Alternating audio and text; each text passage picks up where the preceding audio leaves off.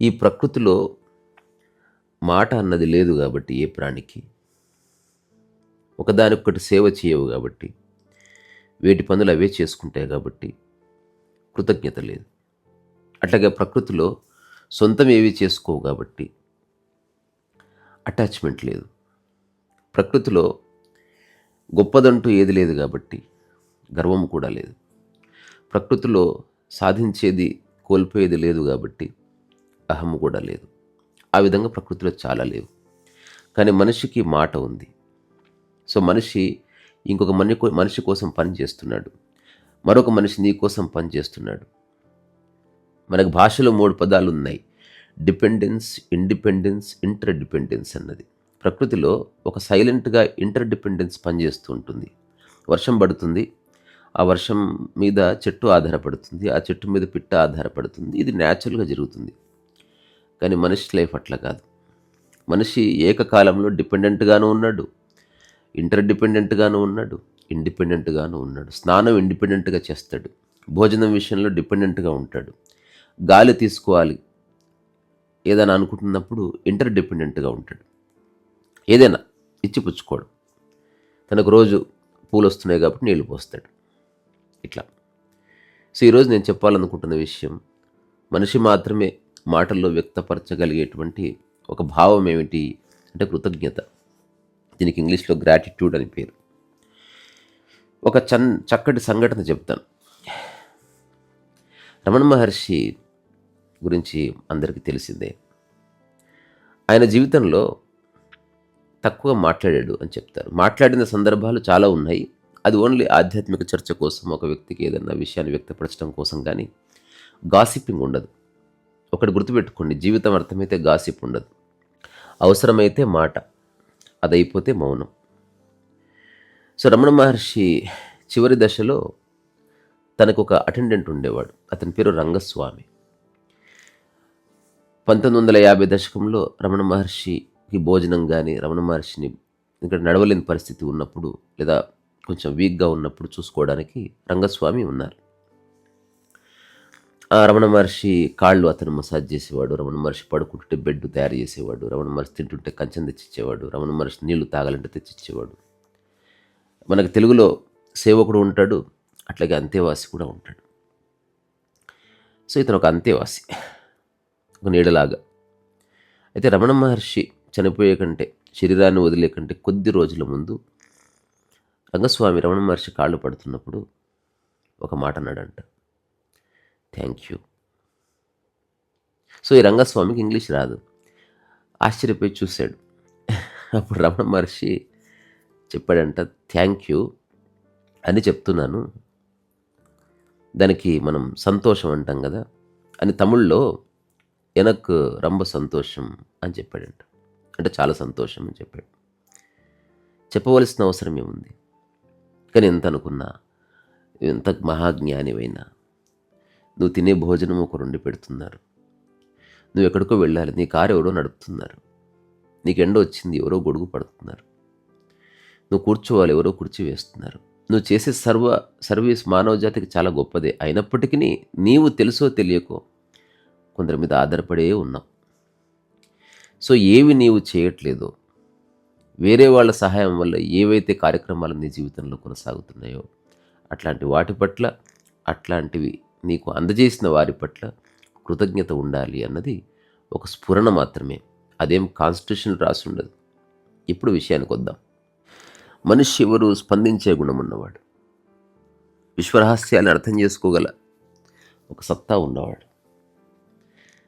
అన్నీ ఉన్నా ఏమీ లేదని బాధపడేవాడు, ఏమీ లేకపోయినా ఆనందంగా ఉండగలిగే శక్తి ఉన్నవాడు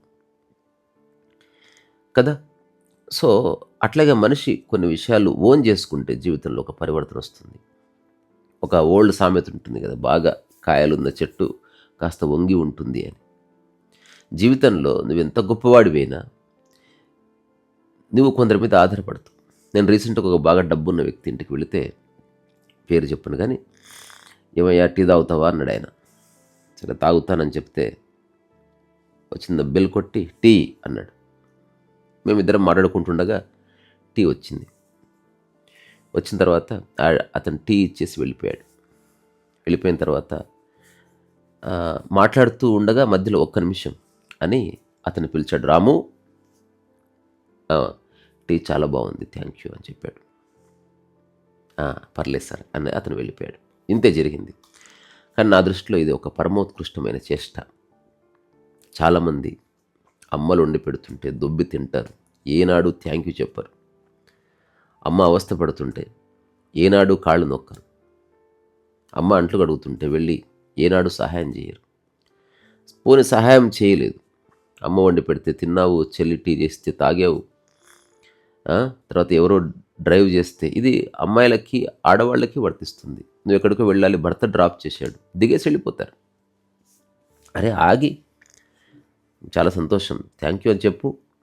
దాన్ని మెకానికల్గా చేయకు, నిజంగానే గుర్తించు.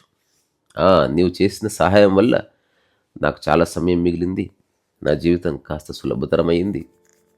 అట్లాంటి ఒక స్థితిలో, ఒక అహంకార శూన్యతలో నువ్వు ధన్యవాదాలు చెప్పు. దీన్ని వితండవాదం చేసే అంశం కాదు. ఇప్పుడు నేను పాటిస్తాను ఇది. ఎవరన్నా మంచిగా భోజనం చేసి పెడితే దానికి పేర్లు పెట్టను, ఆ తర్వాత భోజనం చాలా బాగుంది, థ్యాంక్ యూ అని చెప్తాను.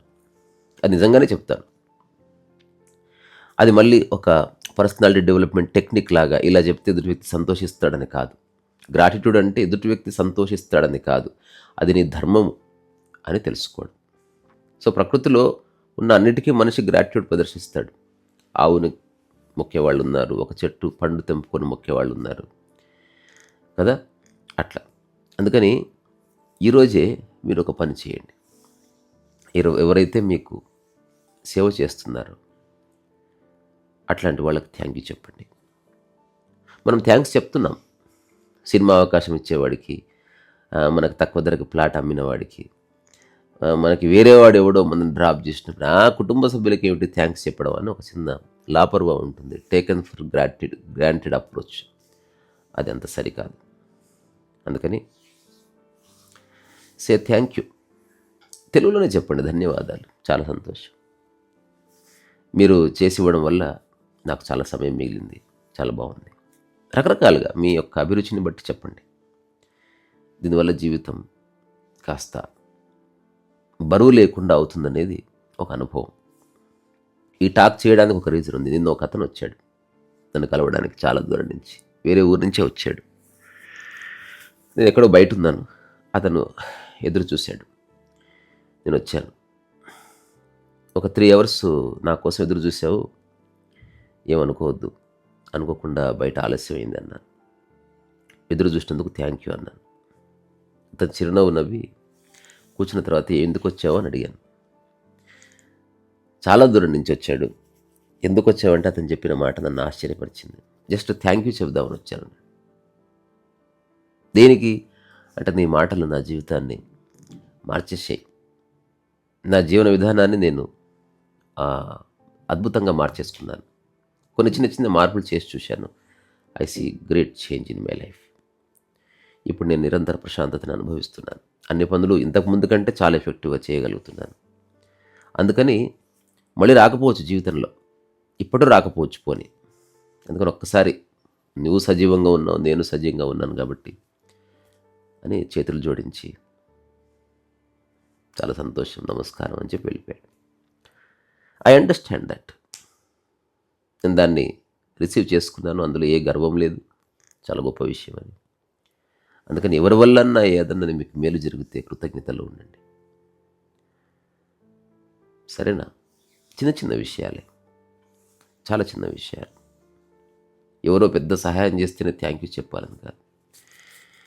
నువ్వు డిపెండ్ అయి ఉన్నావు అని నువ్వు గుర్తిస్తే, ఆ డిపెండెన్స్ నుంచి నిన్ను బయటపడేసే ప్రతి ఒక్కరూ, నీకు నీళ్ళు ఇచ్చేవాళ్ళు, నీకు టీ ఇచ్చేవాళ్ళు, సే థ్యాంక్ యూ. అట్లీస్ట్ వాళ్ళ దిక్కు చూసి చిన్న చిరునవ్వు నవ్వి ఒక చిన్న జెస్చర్ చేసినా అది చాలా విలువైనది. So Ramana Maharshi thank you చెప్పాడు. రమణ మహర్షి ఎందుకు చెప్పాడు? అది చాలా గొప్ప విషయం, ఒకరు నీకు సేవ చేస్తున్నారు అందుకని. సరే, పొద్దస్తమానం ఎక్స్ప్రెస్ చేయాల్సిన అవసరం లేదు, మళ్ళీ అది మెకానికల్గా ఉంటుంది. ఎప్పుడైతే ఆ హృదయం స్పందిస్తుందో అక్కడ, సరేనా? సరే మరి ఉంటాను. రీసరసు వయసు.